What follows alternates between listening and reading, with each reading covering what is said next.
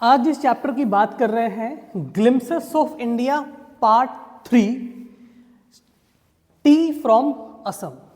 देखिए, जब हम बात करते हैं टी की, असम की बात में करते हैं, पहले बात करते हैं टी की, चाय। कहा जाता है भारतीयों की सुबह की शुरुआत ही होती है चाय के साथ। अगर उनको चाय ना मिले तो मतलब सुबह की शुरुआत ही नहीं हुई है। तो चाय भारत में तो समझ लीजिए कि अगर 150 करोड़ की आबादी है तो उस 150 करोड़ में जहाँ तक मैं जानता हूँ कम से कम 140 करोड़ लोग ऐसे होंगे जो सुबह चाय ज़रूर पीते हैं। एक सवाल हमेशा जहन में आता है कि आखिर चाय की शुरुआत हुई कहाँ से और चाय है क्या। भारत में चाय सिर्फ चाय नहीं है, चाय एक बेवरेज नहीं है, यानी कोई एक छोटी सी ड्रिंक नहीं पीने के लिए। चाय एक ऐसी चीज़ है जो एहसास है, इमोशंस है, चर्चा है, विस्तार है यहाँ के लोगों के लिए। लोगों के लिए चाय सिर्फ चाय नहीं है, चाय एक चर्चा भी है, चाय एक इमोशन भी है, चाय एक डिस्कशन का आधार भी है, एक मुद्दा भी है। तो भारत में चाय जो है उसकी कुछ अलग ही बात है। अब सवाल ये उठता है कि चाय आई कहाँ से, कैसे ओरिजिन हुई और उसके बारे में क्या क्या चर्चाएं हैं। देखिए, बहुत सारी कहानियां हैं चाय को लेकर के, ठीक है। एक कहानी नहीं, कई सारी कहानियां हैं। जो चैप्टर में डिस्कस की गई हैं 2 कहानियां, उन 2 में से मैं आपको एक की शुरुआत कराता हूं। माना जाता है कि चाय शब्द जो है वो चाइना से आया है, यानी चीन से आया है, ठीक है। इवन जब उसे इंग्लिश में हम लोग टी कहते हैं तो वो टी शब्द भी आया है चाइना से, यानी टी, चाय। अब चाइना में अगर बात की जाए कि चाय की उत्पत्ति कैसे हुई तो आपको बता दूं, वहां के एक एम्परर थे। चाइना में क्या है कि चूंकि वहाँ पे लोग मोटे जल्दी हो जाते हैं, क्योंकि वहाँ पे चावल ज़्यादा होता है, रोटियाँ कम होती हैं, तो लोग गर्म पानी रोज़ पीते हैं नियम से। सुबह उठते ही सबसे पहले वो गर्म पानी पीते हैं, बॉईल करते हैं पानी और वो पीते हैं। इसलिए ज़्यादातर आप देखिए उनकी डिशेस में सूप वगैरह होता है तो पीते हैं। तो वहाँ के एक एम्परर थे, वो अपने लिए पानी गर्म कर रहे थे पीने के लिए कि भाई गर्म पानी हो जाएगा फिर उसको हम बैठ करके आराम से पियेंगे। जब वो गर्म पानी कर रहे थे, वो थोड़ी नींद में थे, सुबह सुबह की टाइम था, हल्की नींद औंघाई से लग रही थी और पानी गर्म हो रहा था। उसी नींद में कुछ पत्तियां, किसी पेड़ से सूखी हुई पत्तियां टूट करके आती हैं और उस गर्म पानी में गिर जाती हैं। थोड़ी ही देर बाद क्या होता है कि वो पानी का जो कलर है वो बदल जाता है। अच्छा, वो जो एम्परर थे, जो नींद में थे हल्का सा, उन्होंने कहा रंग बदला है, वो इतना ध्यान नहीं, उन्होंने पानी पिया। जैसे उन्होंने वो पानी पिया तो उनकी बॉडी में जैसे एक अलग से एनर्जी आ गई हो और वो जो नींद थी वो पूरी तरह से खत्म हो गई हो।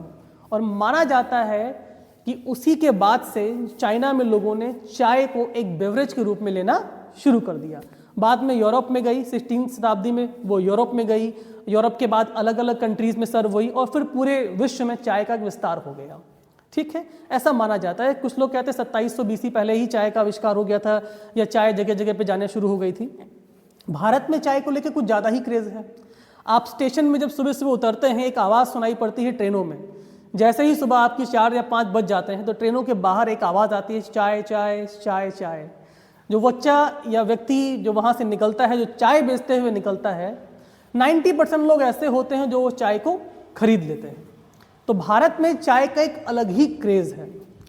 अब यहाँ इस चैप्टर में कहानी शुरू होती है 2 व्यक्तियों की, 2 क्लासमेट्स की, राजवीर एंड प्रांजल। ध्यान दीजिए, ये 2 नाम इस चैप्टर के इंपॉर्टेंट हैं।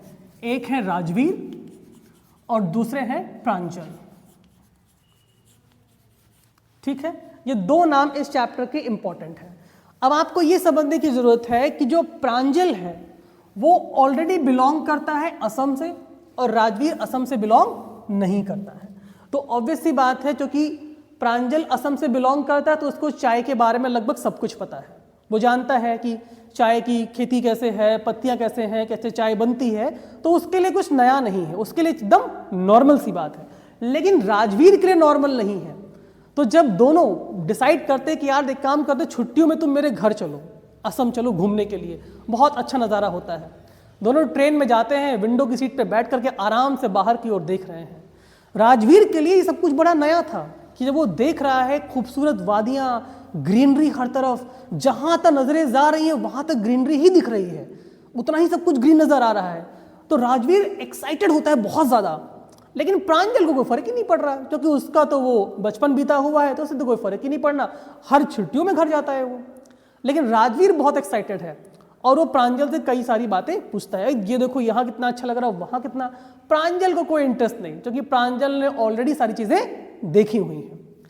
राजवीर ने अब तक जितनी बातें चाय के बारे में पढ़ी थी, उसने एक दो कहानियाँ पढ़ी थी जो मैंने आपको एक बताई, चाइनीज एम्परर वाली। एक कहानी और थी कि जो बौद्ध धर्म के लोग होते थे, तो जब उनको नींद बहुत आती थी, ऐसा बोला गया कि जब उनको नींद आती थी तो क्या करते थे कि आंखों की पलकें जो हैं ये बंद ना हो, नींद ना आए, तो उन्होंने अपनी आईलिड्स यानी जो पलकें हैं इनको काट दिया था। और कहा जाता है कि वो आईलिड्स, वो पलकें जहाँ गिरी थी, वहीं से जिस पेड़ की उत्पत्ति हुई उसे कहते हैं चाय का पेड़। तो ये कहानियाँ हैं, किसमें कितनी सच्चाई है वो एक आज भी थ्योरी है, लेकिन चाय को लेकर बहुत सारी कहानियाँ हैं। राजवीर और प्रांजल दोनों पहुंचते हैं असम। असम में प्रांजल के पिताजी राजवीर को, वहाँ जब राजवीर देखता है कुछ लेडीज़ को, महिलाओं को, जो पीछे एक बड़ा सा बास्केट टांगे हुई हैं और चाय की पत्तियों को तोड़ करके पीछे पीछे डाल रही हैं, तो जब असम में पहुंचता है राजवीर तो वो सारी सिस्टम समझता है कि चाय बनती कैसे है, चाय होती क्या है और चाय का कॉन्सेप्ट क्या है। अगर इस चैप्टर की बात करें तो आपको सिर्फ ये समझाने की कोशिश की गई है कि टी फ्रॉम असम। एक बात ध्यान दीजिएगा, अक्सर बोर्ड एग्जाम में क्वेश्चन पूछ लेते हैं कि टी कंट्री किसे कहा जाता है। ध्यान दीजिएगा, असम को कहते हैं टी कंट्री। क्या कहते हैं? T country. अगर कोई पूछे कंट्री ऑफ टी या फिर टी कंट्री किसे कहते हैं, तो वो असम को कहते हैं टी कंट्री। ठीक है, भारत में दार्जिलिंग में चाय का उत्पादन बहुत अधिक होता है और राजवीर ने ये सारी इंफॉर्मेशन आपस में राजवीर और प्रांजल साझा कर रहे हैं कि भारत में पर डे करोड़ों लोग ऐसे हैं जो चाय पीते हैं, बहुत ज़्यादा चाय पीते हैं, करोड़ों लोग डेली। एक दिन में बहुत ज़्यादा चाय की खपत होती है, चाहे वो ट्रेन के प्लेटफॉर्म की बात कर ले या किसी गली मोहल्ले के नुक्कड़ की बात कर ले, चाहे सुबह की चाय की चुस्की हो या शाम का एक साथ बैठना हो, चाय भारतीयों की परंपराओं में एक तरह से शामिल सा हो गया है। तो कहने का मतलब यही है कि चाय जो है वो भारत में सर्वाधिक बेची जाती है और सर्वाधिक लोग उसे पसंद भी बहुत ज़्यादा करते हैं। इस चैप्टर में आपको एक बात और देखने को मिली, भारत की खूबसूरती यानी चाय कहाँ से आई है और कैसे असम की चाय ने पूरे भारत के दिलों पर राज किया है, वो इस चैप्टर में पढ़ा। आई होप आपको इस चैप्टर की समरी समझ में आ गई होगी। इससे रिलेटेड जितने भी क्वेश्चंस हैं, ठीक है, उसकी एमसीक्यू सीरीज आपके सामने आएगी। आप इस समरी को पहले जरूर देखें, उसके बाद एमसीक्यू सीरीज को